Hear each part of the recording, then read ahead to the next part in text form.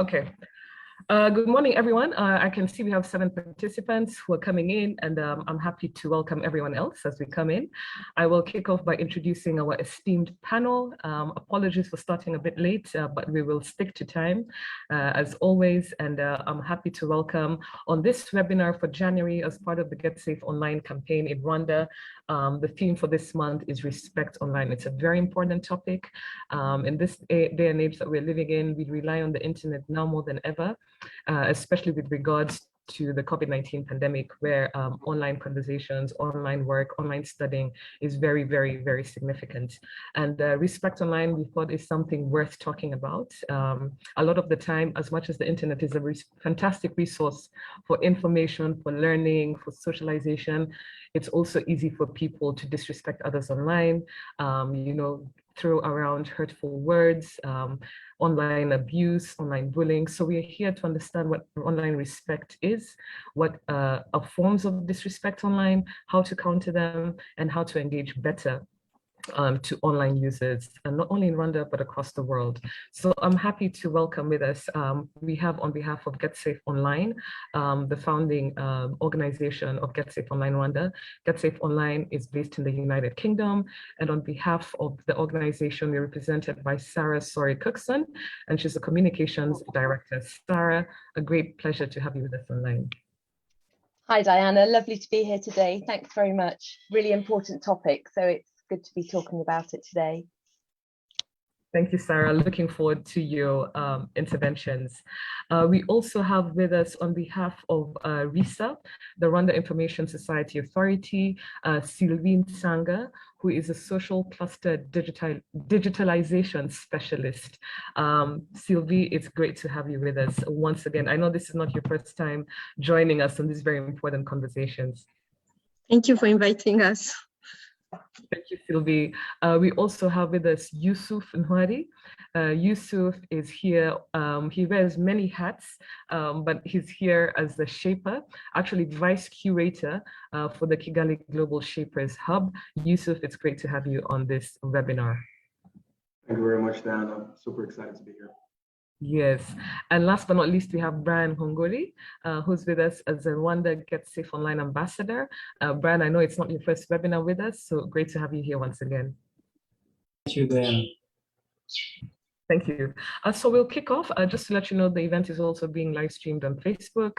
To our attendees, I just want to let you know, if you have any questions or if you have any, interventions or comments, please, you can raise your hand, or you can just put them in the chat box. There's a chat box. If you click, you can see it on the side.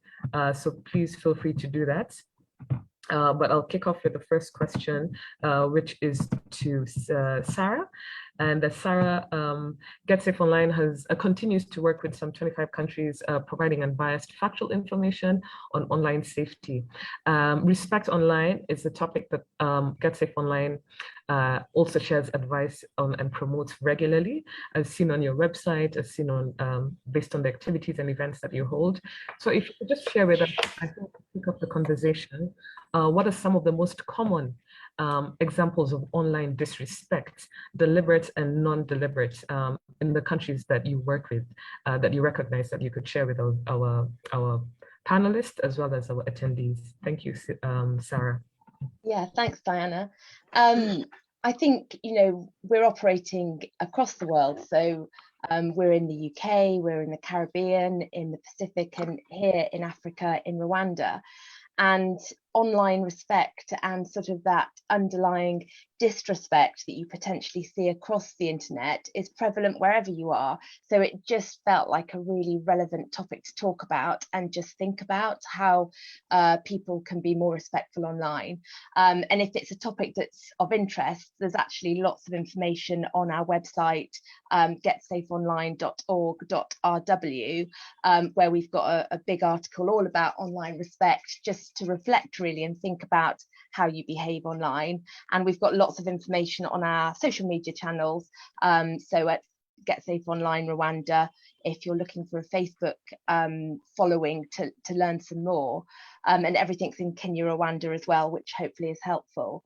But what we've seen, across the world, wherever you are in real life, whether it's a sports club or business, a community in the city, the most important thing of any community is to be respectful to each other and respect each other in whatever you're doing, whether that's sport or real life. And now there are 4.8 billion internet users across the world, and actually that theme of just being respectful for each other like you would do in real life should really be seen on the internet as well. But we all know that that's not necessarily the case, and really there's a sort of pattern of two ways that online disrespect tends to happen from what we see. It's very much two prongs. There's intentional disrespect, which is hateful and really not pleasant, but then there's a second form of disrespect which is very much led by lack of consideration, so people saying things online without sort of necessarily thinking of the consequences. And if anything, that's something that you can work harder on to make people just stop and think about what they're posting, about what their comments are saying to the person it's directed to. So I'd say those are the two main strands of disrespect that we see. And obviously the impact, can be in a variety of ways. It might be embarrassment for the person, or, it can cause mental trauma. It can leave a digital footprint that somebody doesn't want to be there on their social media feed, that might have an impact on the job, applying for a job. And then there's a much wider torrent of abuse that can be directed at somebody personally through cyber stalking or just much more predatory. So there are loads of different ways that online disrespect can take form, and that's something that we see in all the countries that we're operating in. So it's a completely consistent pattern. And quite often those being disrespectful, if they put themselves in the other person's shoes, they actually are quite horrified by the hurt that they're causing when they realize the effects. The sorts of sort of deliberate disrespect, if you look at that initially, it can be anything from grounds of gender, sexual orientation. We see a lot of online abuse for those with disabilities can be a real issue. And then, of course, you've got online disrespect, I suppose, towards race, colour, beliefs. There's all sorts of views that people have that they're quite happy to share with people that aren't deemed to be sort of centralist, which is obviously just really hurtful. You also have things like cyber stalking we see. So people with ex-partners, celebrities might experience cyber stalking, and other sort of public figures can be sort of the typical type of target for cyber stalking. And that might be a combination of in real person, but also really attacking somebody online as well, which is just unpleasant. Also, we see disrespect where you've got people purposely creating news or posts that have really negative motives, running someone down. And then, of course, anybody sharing those posts are also implicit in the fact that they're driving online disrespect as well. So it's that whole culture of somebody creating something that's disrespectful to somebody and then everybody sharing it and amplifying the damage that it's actually causing. You also have inadvertent disrespect. So that's when people are doing things without thinking about it. And it's that sort of rule, isn't it, that if you wouldn't say it to your grandmother or you wouldn't say it to your parents, why would you say it online? And there's a sort of lots of different ways that people can do that. It might be people posting something that they think is quite innocent about a friend, an embarrassing situation or whatever, but actually the person doesn't really want it to be shared across social media. So that's actually just being disrespectful for the post that you're putting out and who you're sharing it with. Just making comments. We see often, people making comments that is hurtful for the person that will be hearing about the comments about them. And somebody just posting something quickly with actually not really thinking about the implications that it does. And again, a bit like I said earlier, sort of creating and publishing rumours, jokes, humour about somebody that doesn't necessarily want that to be online. And then, of course, the people that are then sharing that information is sort of helping, adding fuel to the fire and getting that sort of disrespectful content shared even wider. So I think really wherever you are in the world, it's the same pattern. We see the same thing time and time again, and it's about how we address it and how we get people to change their behaviour, to think about what they post and be more respectful online. Yeah, does that sound clear, Diana? Are there any further questions? Thank you, Sarah. I think you really hit the nail on the head. That was really a comprehensive explanation of the different forms of disrespect online, or lack of respect online. And it's good to just point out that there's some direct or indirect, deliberate and non-deliberate forms.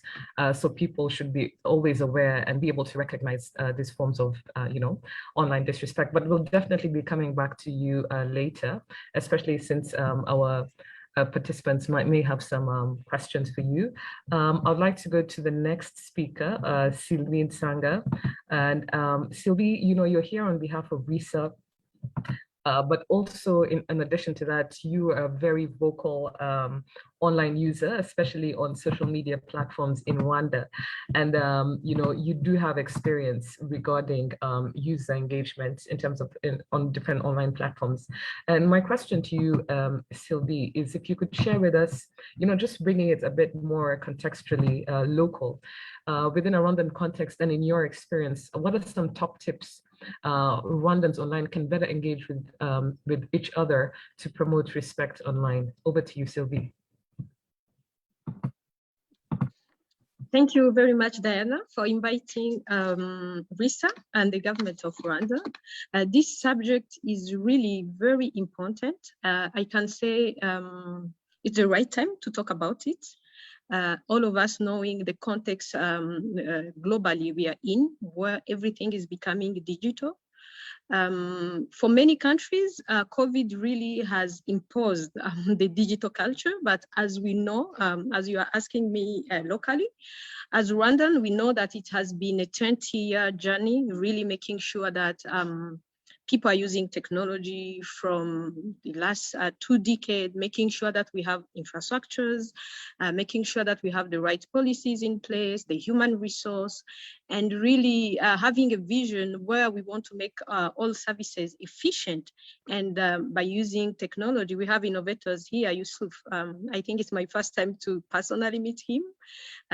Those young people who are daily working and making sure that Rwandan have the right tools in their hand. So starting by talking about Rwandan, I would really start maybe by saying the context which need to be there for people to enjoy technology and even use it.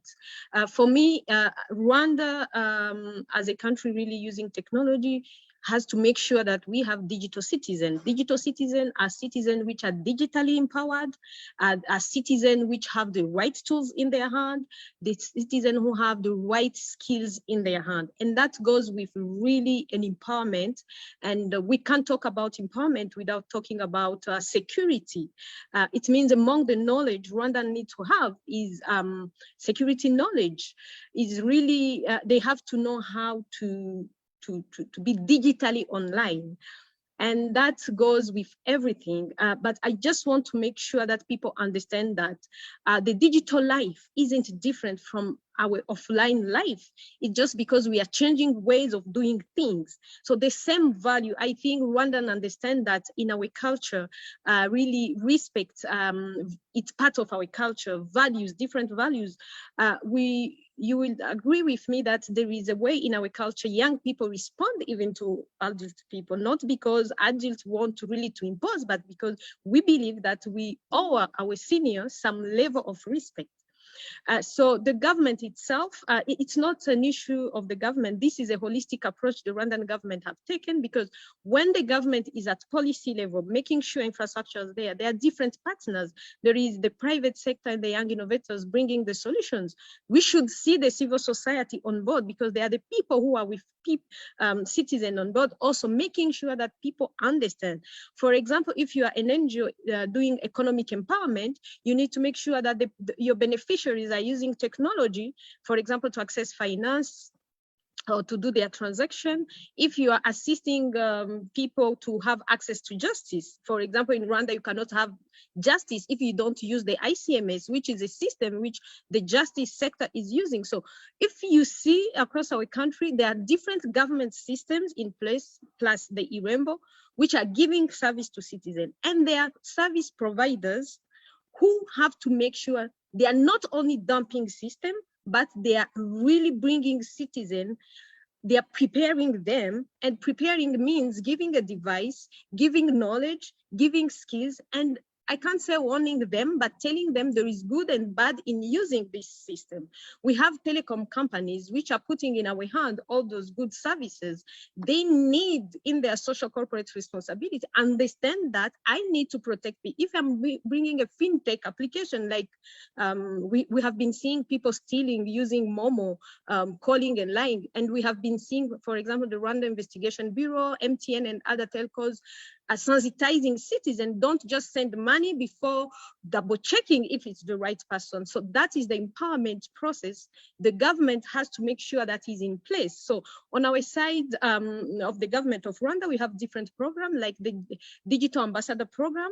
It's a mass program where we are making sure that citizens are becoming digital citizens so that they participate in different programs, in politics, in everything. We saw in recent elections, all candidates were requested to give their letter, like candidature online, which means everyone now has to be digital. So it will depend on how the government and different partners are going to prepare the citizen. It's not one thing which comes and you give to citizens so many knowledge, but for us, it has been a 20-year journey.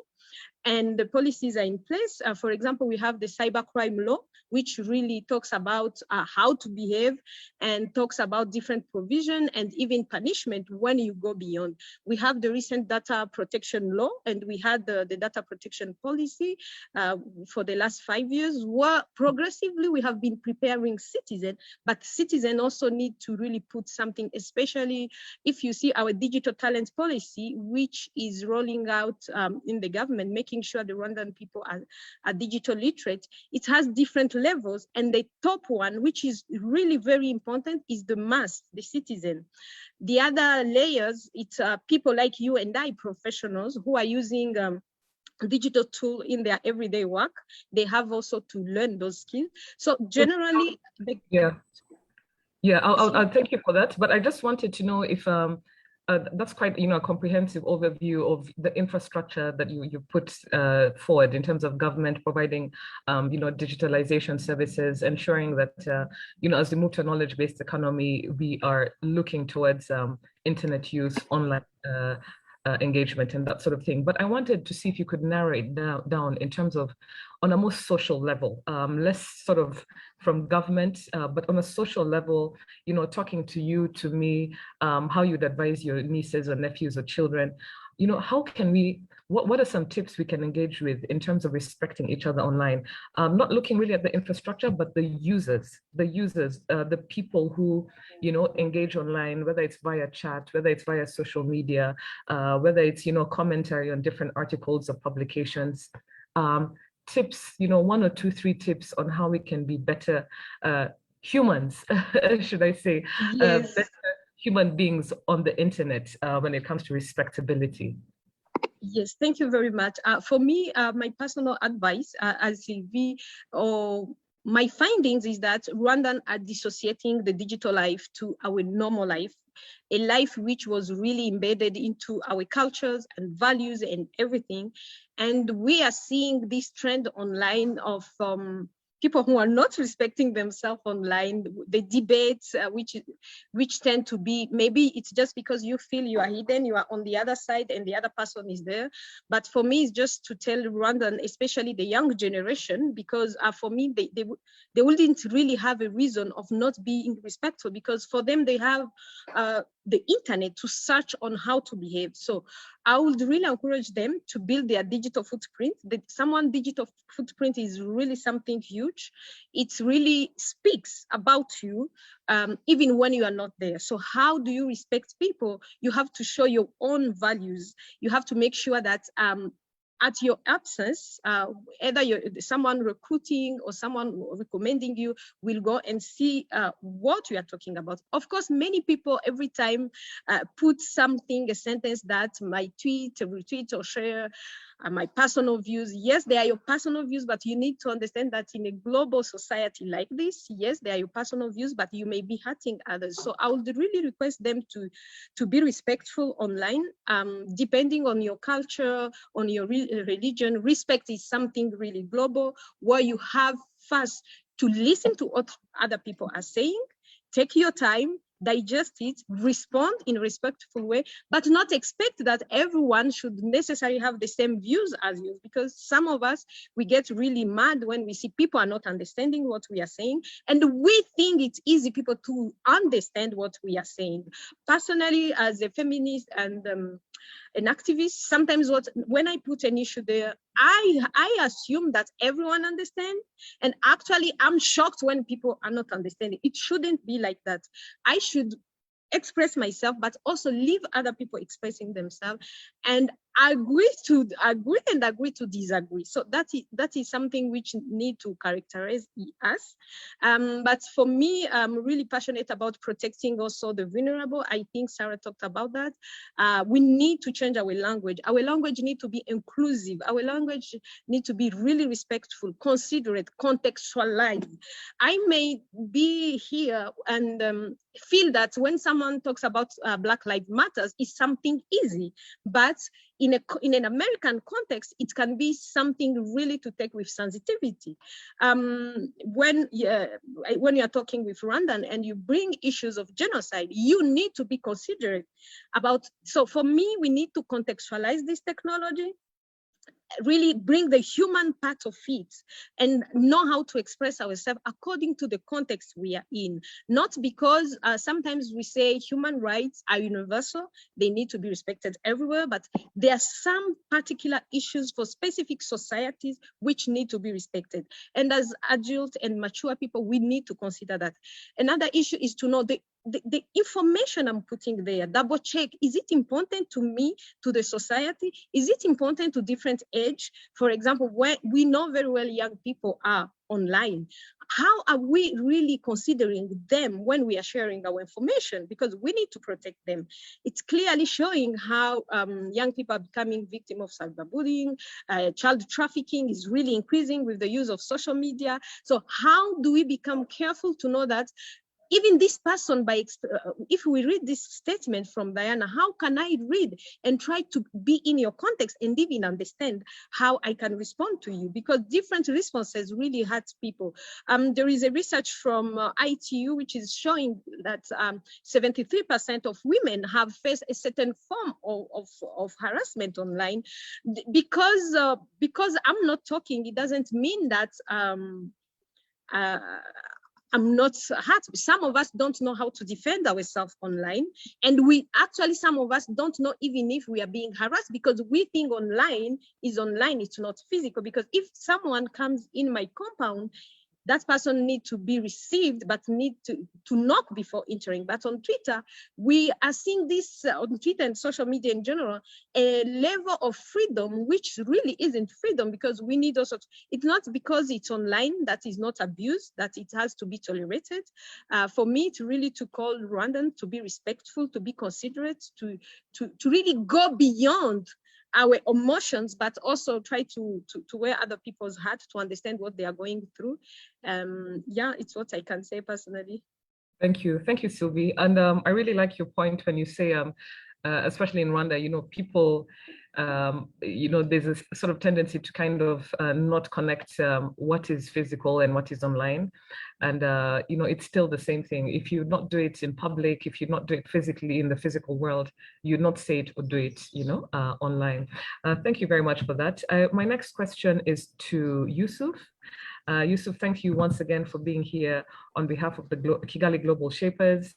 And you're here as a vice curator of the Shapers Hub, the Kigali Shapers Hub. And I wanted to ask you if you could share with us some of the work that the hub, the Kigali Global Shapers Hub, engages in to promote cybersecurity.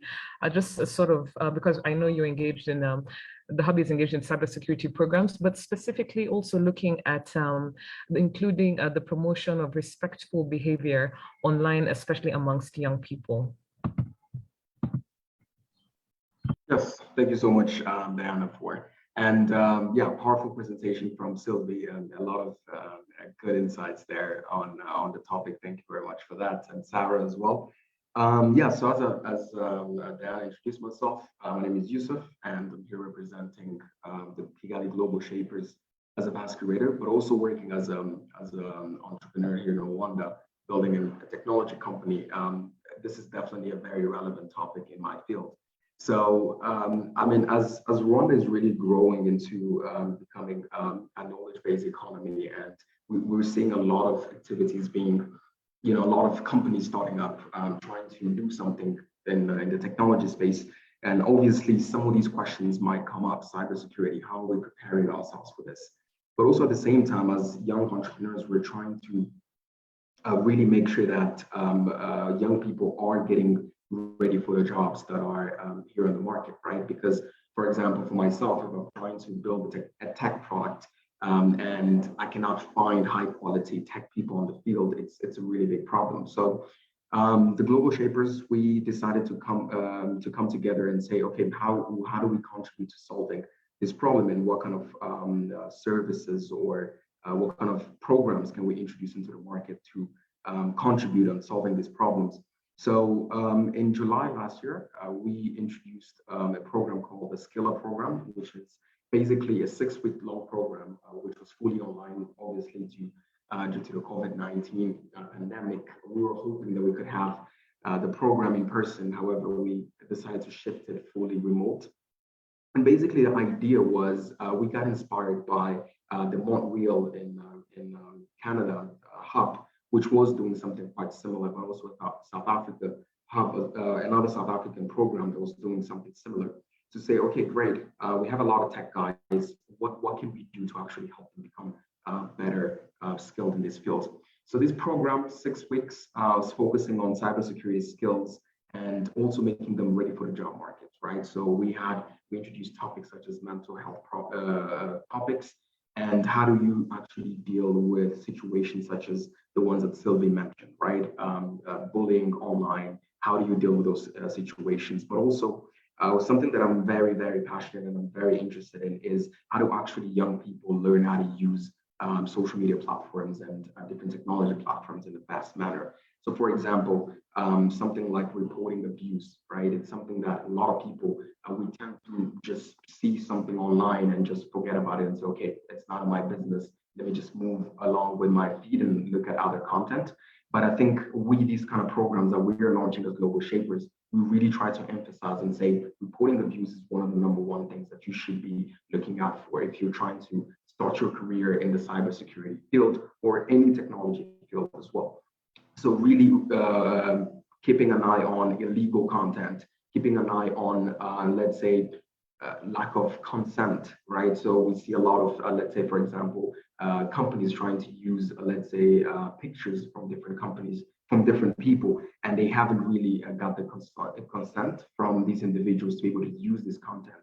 And it's really important that as we start getting aware of these problems, that we have the courage to say, hey, I don't think this is right. I think maybe you might need to get in consent for you to use this type of content. So those are some of the topics that we try to introduce in these kind of programs, but also at the same time, keeping personal devices secure, right? So really helping young people understand that, hey, not every website is for you to just click on it and go onto this website and try to consume the content there, because it might be a scam, right? We've seen every day, I think I see in my WhatsApp inbox, I always receive a message saying, hey, you've won an iPhone 13, right? I click on this link and you'll be able to get the your device, and then as soon as I click it, they say, oh, put in your card details, and then you will send it to your location, you know. And a lot of people are not aware of these things, right? We are members of different WhatsApp groups, we're members of different groups on different social media platforms, and people just send a lot of content, a lot of links, and as soon as you click on it, it might be a virus that's going to get to your computer, that's going to steal all your passwords or your data. And it's important that young people start understanding that these things are out there, and you need to be able to understand, okay, this email shouldn't be able to do it. A live example would be if, as we are fighting against unemployment, we're trying to get young people to be ready for jobs. Imagine if you're hiring somebody to be in charge of your, let's say, company email, right? And this person, on a day-to-day basis, they're receiving spam emails, and they just think that, oh, you know, people, it's normal that people will send emails. Let me check it out. Let me consume this content. And as soon as they click on it, they might get a virus onto the company, the company computer. And this might affect your operations as you move forward. And obviously, a lot of these things are not being taught in school. A lot of these things, we're not seeing a lot of programs trying to really equip young people with these kind of skills. And we believe that as we are getting into a digital transformation, it's important that young people start understanding these concepts. And therefore, we've taken that challenge to say, let's launch this first program for 6 weeks and have a lot of participants apply to it. And we've been able to graduate some young people from these kind of programs, but also not just on the cybersecurity field, but also looking to mental health as well. I think Sylvie really touched upon this, and Sarah as well. How do we really make sure that people are understanding these new concepts that are buzzwords in social media, but how do we bring it back into the context of Rwandans? How do we give them real life examples of how that would happen into their day-to-day work?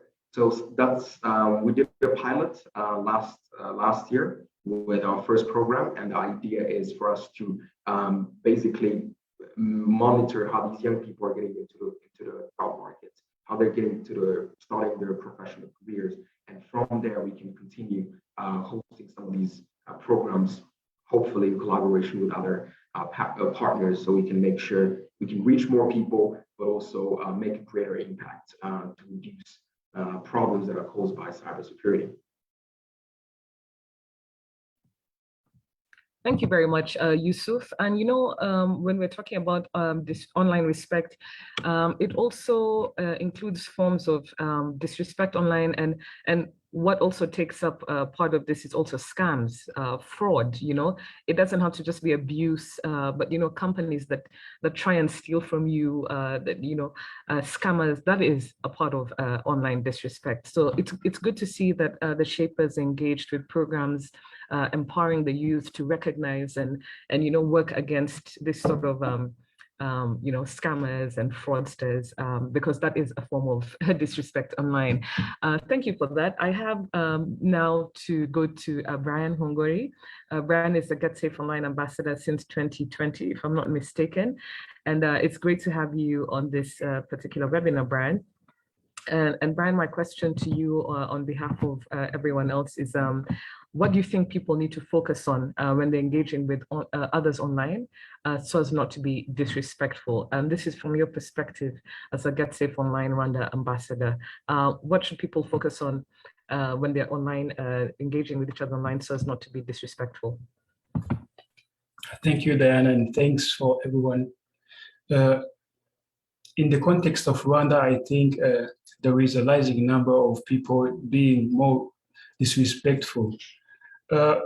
People are praising bullies, praising abusers online, and this is a very big problem, because I can say nowadays people,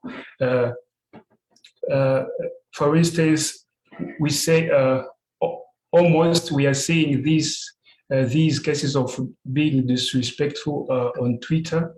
The things I think people should focus on to not be mean online. I have 3 things people should be focusing while discussing with others or having some sort of conversation with others online. The first thing you should be focusing while you are talking to others, you should be having a will to learn, right? And the other thing you should be really focusing on sharing ideas and your views. The other thing you should be trying to challenge the status quo. And the other thing, last but not least, you should try not to be aggressive. I can say, as I was saying, people are being more keyboard warriors, and that is not a good thing. And it's leading our generation to a place that we can't even think, because people are abusing. For instance, in the morning when I was at Twitter, I've seen a post where someone was abusing the other person for just the way she is and the other person is. And all comments I've been seeing, they were all just praising that abuse. And that's the thing I think is not part of even our values as Rwandans, and it's a thing that should be stopped. And fake accounts and using fake names, that is one of the things that is fueling these acts of I can call it's even treason. It's a treason act, because if you think being there and abusing others because no one knows you and no one can know you, that's being so mean, and that should stop. Thank you so much, Dan. Thank you very much, Brian. You know, the keyboard warrior thing is a serious issue. For me personally, I think in Rwanda, within a Rwandan context, and Sylvie and you know, as someone who witnesses, I think for me it is this sort of local news channels that are on YouTube. And recently they had a sort of, I don't know what the correct terminology is, this YouTube TV channels in Rwanda. They were interviewing a sort of mentally challenged young man. I don't know if you saw it, and they were forcing him to drink alcohol, and you could see he had difficulties expressing himself, but they were taking advantage of that, and they put it on the YouTube channel. It kind of went viral, and they were laughing at this guy. You know, the purpose of that video was, it was so sad to see. I know some people on social media, you know, engaged various authorities to tell them to take down that video, because you're exposing this person, you're using his vulnerabilities as an opportunity for your views and clicks to your TV channel. And, you know, seeing that, you know, it's great that there are YouTube channels that have TV stations or TV channels, but to see that, for me, it just showed we are not immune to this as Rwandans, you know, that sort of thing. What is your take on that? What would you say is something that needs to be done? Because that was a massive form of disrespect to that man, that mentally challenged man. And he was just, you know, cameras were on him, they were forcing him to drink alcohol, they were laughing at him, and they posted it and it went viral. I mean, what's as Rwandans, what would you say, Sylvie, you know, Brian and Yusuf, what needs to be done in situations like that? And it's really very sad, but I have few things to say, but let me start by consent. The way we define consent, it's really when someone is into his all states, sense are stable. Already someone who is drunk is not consenting on things you are doing. That should tell you that this person shouldn't be exposed. But I want to go on the concept of Ubuntu and everything in Rwanda. Everyone need to think about others. Put yourself in their shoes and say, if it was me, what could happen? So people should first understand that if I think that, can I be happy if I was that person? I think that can change, because on social media, everyone wants to show that is smart or something like that. But really, I would request people to treat others as they would like also them to be treated. I will request people to ask consent. I also see many people putting content which are not theirs. That is plagiarism. and they appropriate themselves the content, because we want to show that we know things, we have done things, and we put, so consent for me goes with all that in mind, but also centering the person, asking the person consent. Rarely I see people asking me consent when they want like to share things I have said. I don't think I have even seen that. I just see it on online, and then I said, okay, it doesn't hurt me, let's be there. But no one, we need to raise this culture, and it will start by our young people. I think this is a policy issue where the ICT sector need to collaborate with the education sector. They say to make sure that our young learners from primary understand how to behave, because from now onward, our kids are digital. We are really giving birth and raising digital kids. It means this need to be in their curriculum so that they know how to, the same way they are learning behavior, ethical values physically, it needs to be embedded in our curriculum so that they become really considerate more than us. Because some of us, it's accidentally that we found ourselves in this digital world, but young people, for me, I have future, I have hope for the future. Something else, I think Yusuf said it, or our ambassador, it's really to acknowledge other people's feeling, to acknowledge their ideas, to be, everything is really embedded in respect. It means I'm talking about respect in general, but making sure that we treat others like us. We make sure that we ask consent. We make sure that we ask ourselves a question: is this okay? I remember when I'm at Logan International Airport, I always say this: whenever you want to use their Wi-Fi, there is a question they ask you. Are you with young people? They give you age. Are you sure you want to share this? Because they don't. An airport is a public place. They don't want you to go to different sites, which may be harmful to young people. So our entrepreneurs, like Yusuf and others, need to put the human part in the system they are making, so that the system are sensitive, the system are ethical, the system respects human rights, because we are dissociating systems here and human rights here, the justice sector, the laws to come to punish. But how can we live in a situation where we are not going to punish people, but people have those values, behave in a respectful way, online or offline? For me, it was really about making sure that there is one thing our ambassador said, how when there is a news on Twitter and you very much see it diminishing someone, it's kind of bullying.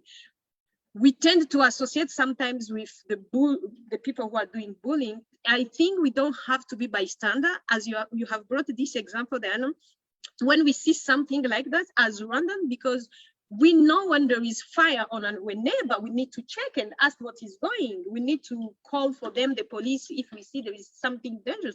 We have to do the same online to make sure if someone is diminishing us, other people with disability, women, children, and anyone, we really act. We say this is not okay. And many times, some of us don't know. We learn through the process.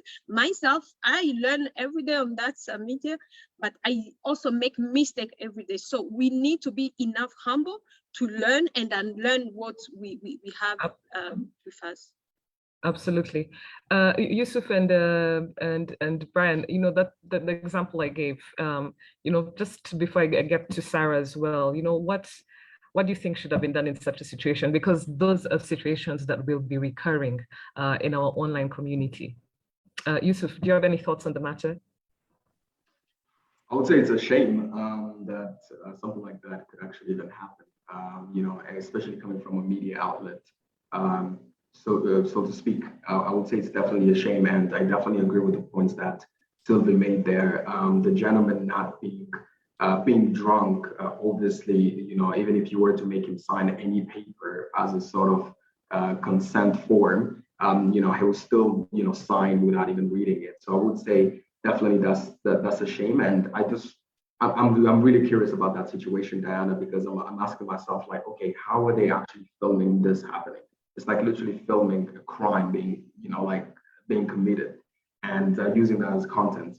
So I feel like both the people who are doing it, but also the people who are filming and reporting that content should definitely be, you know, asked some questions or held accountable. For them to be able to allow that to happen, because who knows what happened to that gentleman after that, if maybe he went into an overdose, and maybe that might be a cause. So I would say that those kind of things should definitely not be happening. And I think something that maybe we could start to, I mean, obviously things can happen, but then maybe the best thing that we could do is to prevent them to happen again in the future. So I would say that it's our responsibilities as people, let's say like Sylvie, who's very active on social media, to kind of like just comment on this matter and bring in people who are in charge of these things and say this should not be happening.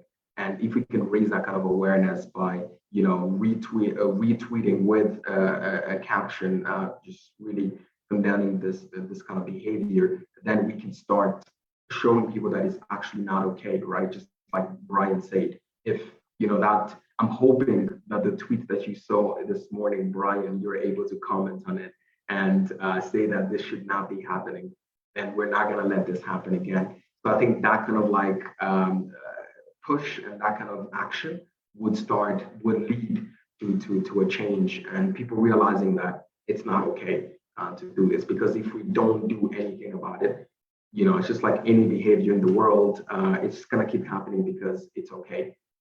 So let's take a step and actually, yeah, hashtag it's not okay. Absolutely. Yeah, the lack of any engagement to stop these sort of things, absolutely, Yusuf, keeps on going. Brian, any thoughts on how we can be better in terms of, content creators in Rwanda? How can they better engage with their content when it comes to respect online?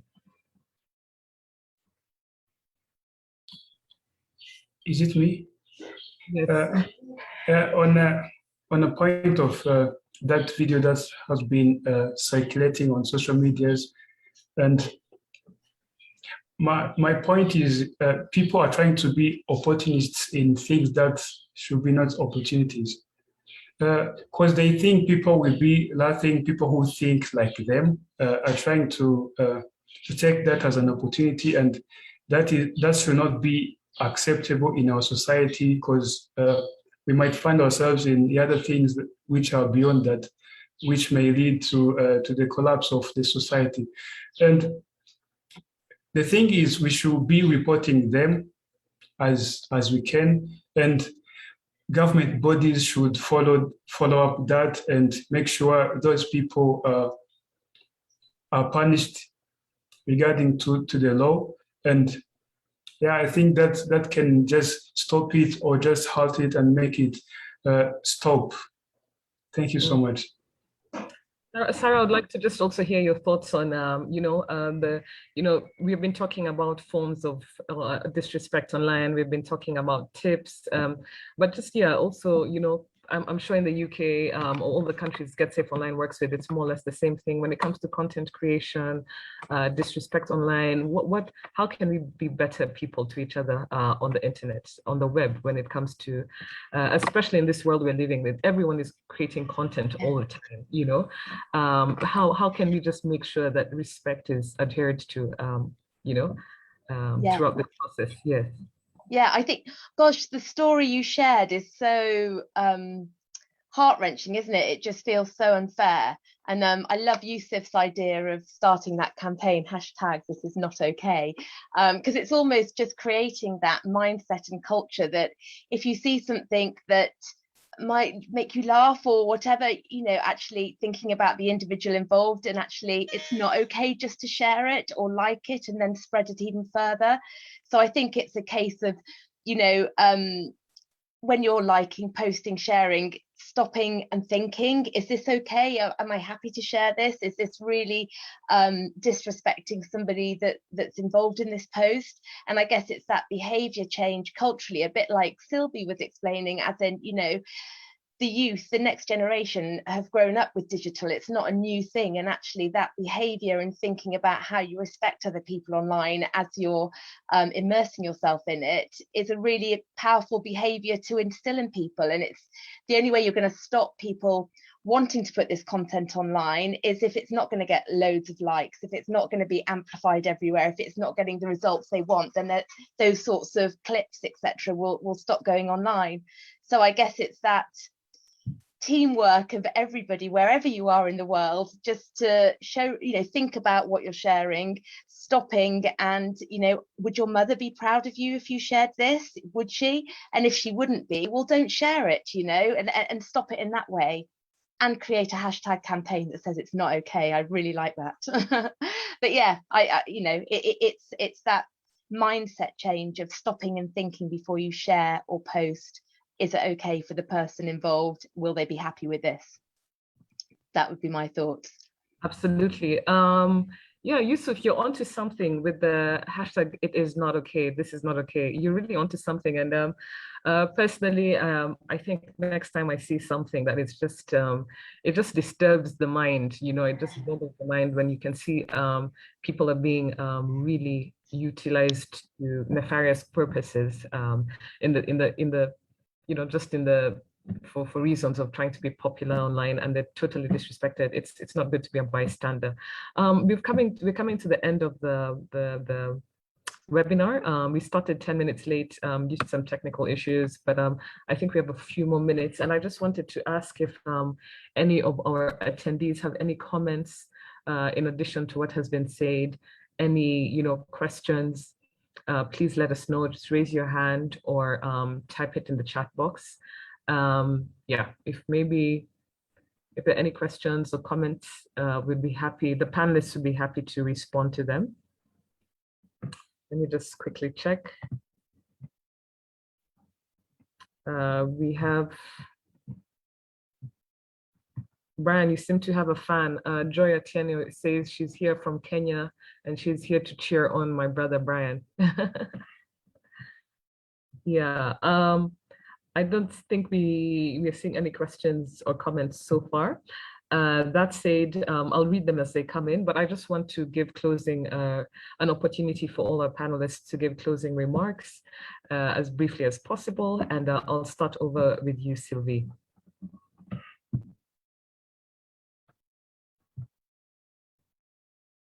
You're on mute. Thank you very much. For me, it's really very, very short, and I will come back to respect online as offline. But I want people to understand that just because it's virtual, it doesn't mean that it's right. Being something which is not right physical, as Sarah has said, if your mother, your friend would not wish to see that thing, why should you do it? So of course it brings so many questions in me as an activist and a social media activist who believe in some form of shaming. And this talk has really put something in me to go to think twice and read again, and to put on the balance what is right and what is not right, because I have to be outspoken, I have to speak about things, and many times I don't ask consent, because when I see you like a perpetrator of something, I just expose online. Is it the right thing to do? How should I do it better? For me, this talk is a personal learning and reminder to learn more how to be respectful. And I'm calling everyone, especially parents like me, how do we grow digital citizens who will enjoy this world, but who will feel safe also. For my kid to feel safe, your kid have to learn respect behavior. For your kid to feel safe, my kid have to learn also how to behave online. So this is a homework for all parents, for this young generation like Yusuf, and I love very much youth, and I feel that the future is in their hand if we align with your hashtag Yusuf, and we rise this in this generation of young people who are young parents at the same time. I know we'll change a lot in the future. Thank you very much. Thank you very much, Sylvie. Yusuf, over to you. Sure. Thanks a lot. I would say definitely it's definitely a wake-up call. I think there's a lot of content that I personally consume on a day-to-day basis, and some of them might not be the right things that people should be posting online. But then because all of us are in our busy schedules, we have to go back to work. Maybe you were on internet searching for a specific thing, so you tend to forget to actually take that action. And I feel like that's, that kind of like leads to this lack of behavior change, which just makes it okay for that kind of content to be there. So I think definitely it's really about being intentional with that, because you know, it's cyberbullying. It's something that's not going to happen to somebody you don't know. It might happen to somebody who's close to you. It might even happen to you yourself, you know, sometime in the future. And it's really important that that we start building a culture where you know, exactly, we feel like it's not okay. I'll have to say that. So I hope that hashtag picks up. Actually, that'll be cool. Yeah, that hashtag, I would definitely jump onto it. Brian, closing remarks, Respect Online for this webinar. Yeah, thank you so much. As my closing remark, I would just to tell people to not try to have fun in serious issues, and try to be kind and have empathy. Thank you. I like that. Try to be kind and have empathy. Sarah, over to you, closing remarks. Thanks, Diana. And it's been great to hear everybody's views today. It's been really interesting conversation.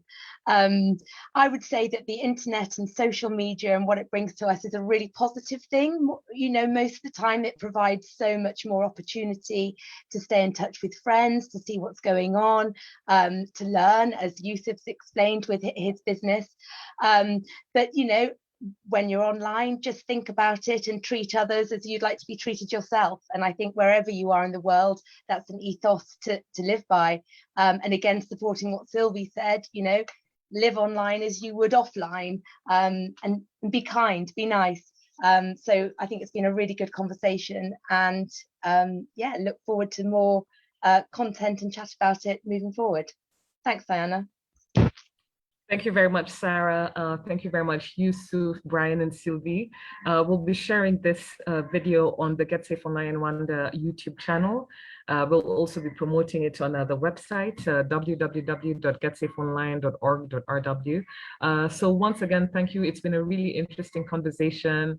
Respect Online, you know, the human touch on these technological platforms is so important, moving, not only now, but moving forward, especially for the young generation, as Sylvie kept on mentioning. Consent is such a big part of online respect, especially for content creators, and you know, just ensuring people give you the full permission to represent them on the internet.